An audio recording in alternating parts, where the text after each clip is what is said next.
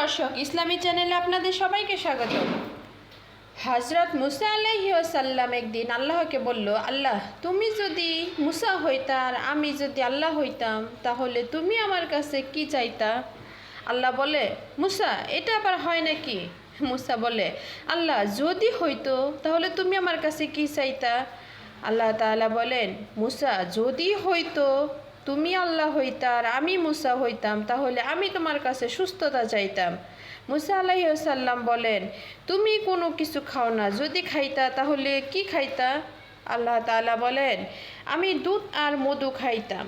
মুসা আলাইহিস সালাম বলেন, আল্লাহ, তুমি যদি বসবাস করতে তাহলে তুমি কোথায় বসবাস করতে? আল্লাহ তাআলা বলেন, আমি শহরে বসবাস করতাম। তখন মুসা আলাইহিস সালাম বললেন, আল্লাহ, আজ থেকে আমিও তোমার কাছে সুস্থতা চাইবো, দুধ আর মধু খাবো, আর আমিও শহরেই বসবাস করব। ভিডিওটি ভালো লাগলে লাইক দিতে ভুলবেন না।